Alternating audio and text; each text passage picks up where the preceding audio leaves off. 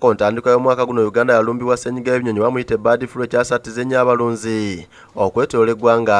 Okumala kati ebbanga lya myezi 7 abalunzi badde basoba kufuna dola Uganda okuteekebwako ekkomo obutaddamu kufulumya kintu kyonna ekyefaananyizaako ekinyonyi, ennyama n'ebisolo. Ekintu kitadde gavumenti ku bunkenke. Mono okuŋŋaanula bannamawulire batuuzizza olwaliro abakungu okuva mu minisitule y'ebyobulimi nga bakulembeddwa mu minisita omubeezi Christopher Kibaazanga bategeezanga obulwadde buno bweddemu mu ggwanga ng'agamba nti okuva lwe bakitegeera nti bwalumba Uganda, gavumenti ebadde ekola butaweera.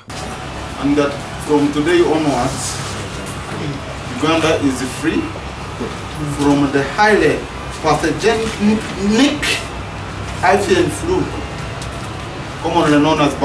Dr. Nalujja Nantima okuva mu minisitule y'ebyobulimi ategeeza nga gavumenti weefiiridde obumbi obusukka mu 2 okuva obulwadde buno lwe bwalangiribwa nti mwebuli, nga ku ludda lw'ebinyonyi ategeeza nti eby'omu nsiko ebisukka mu 4,000 bye byafa ate ng'ebirundirwa ewaka ebisoba mu 1,000 byafa.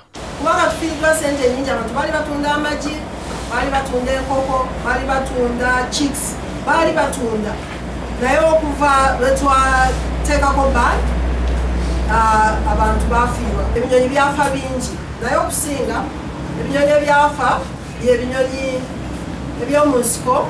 Obulwadde bwali mu disitulikiti 3, e Wakiso, e Masaka bwali Bukakata ne Kalangala nze enkoko zaafa. Kyakwawukibwala ekirwadde kino okuddamu okulumba Uganda, Dr. Nantima ategeeza gavumenti wegenda okusigala obulindaala nga mu kino gavumenti egenda kwekenneenya buli kinyonyi ekifa n'ebibiika.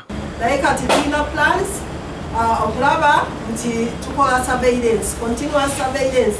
Ono asaba abantu okubeera abeegendereza nga beekenneenya n'okuloopera bekikwatako bwe balaba nga waliwo ekinyonyi ekifudde mu ngeri etategeerekeka.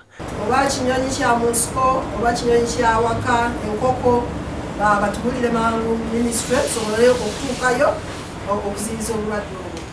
Sham Shad Nalujja yakusakidde eggulire lino ku lwa Bukedde TV.